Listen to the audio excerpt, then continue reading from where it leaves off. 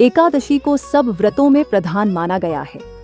इस दिन व्रत रखने से सभी मनोवांछित फलों की प्राप्ति होती है और जीवन में सुख समृद्धि एवं शांति प्राप्त होती है।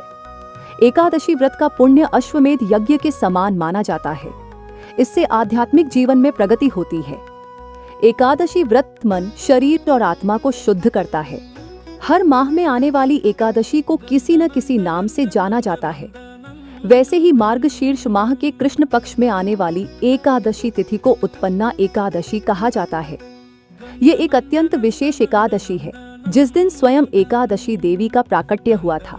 आइए जानते हैं उत्पन्ना एकादशी की पूरी कहानी।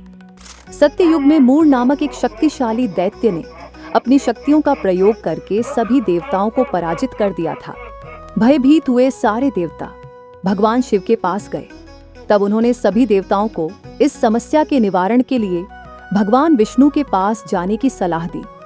देवता भगवान विष्णु के पास गए और उनसे मूर दैत्य का अंत करने की विनती की। भगवान विष्णु ने उनकी यह विनती स्वीकार की। वे मूर दैत्य की नगरी चंद्रावती गए। मूर दैत्य और भगवान विष्णु के बीच घमासान युद्ध छिड़ गया। हजारों वर्ष तक दिन रात लड़ने के बाद भी जब इस युद्ध का अंत नजर नहीं आ रहा था, तब भगवान विष्णु ने एक लीला की। वह विश्राम करने के लिए युद्ध क्षेत्र से अदृश्य होकर बद्रिकाश्रम में हिमावती नाम की एक गुफा में चले गए। मूर दैत्य भगवान विष्णु को ढूंढते वहां पहुंच गया। भगवान विष्णु को योग निद्रा की अवस्था में पाकर उसने भगवान विष्णु का निद्रा में ही अंत करने का निश्चय किया। तभी भगवान विष्णु के शरीर से एक दिव्य तेज उत्पन्न हुआ, जिसने एक तेजोमय और कांतिमय कन्या का रूप लिया। अनेक अस्त्र शस्त्र धारण किए हुए उस कन्या ने मूर दैत्य को युद्ध के लिए ललकारा। उसकी ललकार सुन के मूर दैत्य भगवान विष्णु को छोड़कर उससे युद्ध करने लगा। पहले तो उस कन्या ने मूर के सभी शस्त्र नष्ट किए और फिर उसके सिर को धड़ से अलग करके उसका वध कर दिया। मूर दैत्य का वध होने के बाद जब भगवान विष्णु निद्रा से जागे, तब वह मूर दैत्य को मरा हुआ पाकर बहुत आश्चर्यचकित हुए। तब उन्होंने उस कन्या से उसकी पहचान पूछी और मूर दैत्य के वध के बारे में पूछा। तब उस कन्या ने अपने जन्म और मूर दैत्य के वध के बारे में बताया। सब जानकर भगवान विष्णु बहुत प्रसन्न हुए।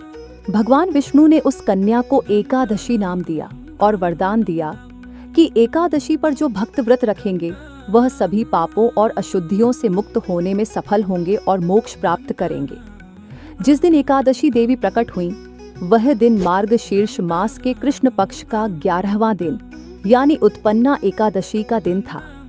इसी दिन से एकादशी व्रत करने की शुरुआत हुई। जो भी भक्त सच्ची श्रद्धा के साथ, नियम और निष्ठा के साथ उत्पन्ना एकादशी का व्रत करते हैं, उनके सभी पाप नष्ट हो जाते हैं तथा सभी प्रकार के सुख समृद्धि की प्राप्ति होती है और अंत में भगवान के धाम की प्राप्ति होती है। जो भी भक्त अपने जीवन में पहली बार एकादशी का व्रत प्रारंभ करना चाहते हो, उन्हें उत्पन्ना एकादशी के दिन से व्रत प्रारंभ करना चाहिए।